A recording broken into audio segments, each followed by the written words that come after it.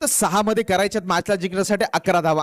तो मोमेंटम पाहिजे. क्रिकेटमध्ये सर्वाधिक महत्वाचं आहे मोमेंटम. तर नाही ते मला नागेश वरती देखील जबाबदारी आहे. त्याच्यासाठी ट्रॅप पहा ऑन साइडला मिड विकेट आणि त्याच्या बरोबरीने काव कॉर्नर क्षेत्ररक्षण तैनात केले गेले त्यांच्या बरोबर मधून इन टू दी गॅप. लाजवाब क्षेत्ररक्षण. नशिबाची साथ नाही लाभली. चेंडू सीमारेषा पार.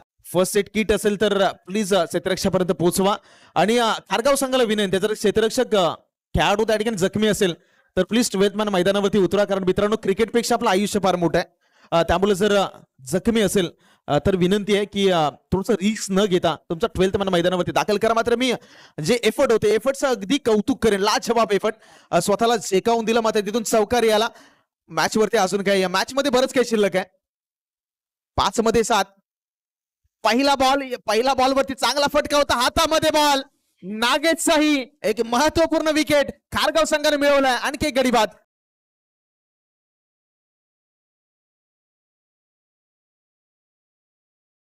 मॅच मध्ये 6 चेंडू मध्ये 11 धावांची आवश्यकता असताना मारलेला चौकार, त्याच्यानंतर विकेट आणि आता मात्र मॅच येऊन थांबले.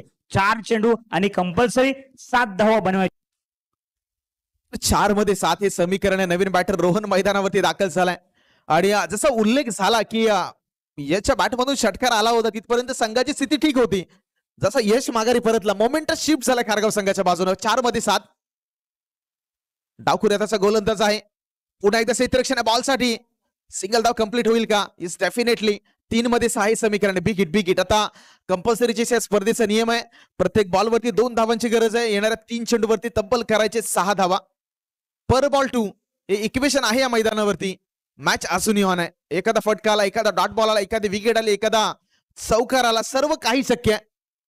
ती प्रोबॅबिलिटी जो गणितामध्ये आपण शिकलोय प्रोबॅबिलिटी ती सर्व काही शक्य आहे. या बॉलवरती पुन्हा एकदा अक्रॉस फटका खेळलाय ऑन साइडला. क्षेत्ररक्षक स्क्वेअर लेग वरून येते. पहिली धाव कंप्लीट. डेंजर एंडला थ्रो आहे. यस 2 धावा कामतेकरची कंप्लीट झालेत. हाय व्होल्टेज ड्राम आहे. येणाऱ्या 2 चेंडू आणि 2 मध्ये आता करायचे आहेत 4. Remaining balls are 2 and required runs are 4 हे समीकरण आहे या मॅच मध्ये. नक्कीच सर्वांना ही मॅच एकदा आवडली असेल तर जोरदार टाळ्या झाल्या पाहिजेत. काय मॅच रंगते दिशांत सर. नक्कीच 2 चेंडू 4 धावांची आवश्यकता या मॅच मध्ये. लोअर फुटो चेंडू या ठिकाणी काय घडतंय. 1 धाव मात्र घेतले. दुसऱ्या धाव घेण्याचा मानस या ठिकाणी असेल परंतु काय घडतंय. फलंदाज बाद होतोय. 1 चेंडू 3 धावा. तर प्रयत्न फार गरजेचा आहे. तुम्हाला प्रयत्न करणं गरजेचं आहे. त्याचं म्हटलंही जातं की रात्र नाही स्वप्न बदलते, दिवा नाही वाद बदलते. मनात आशा असावी नेहमी जिंकण्याची.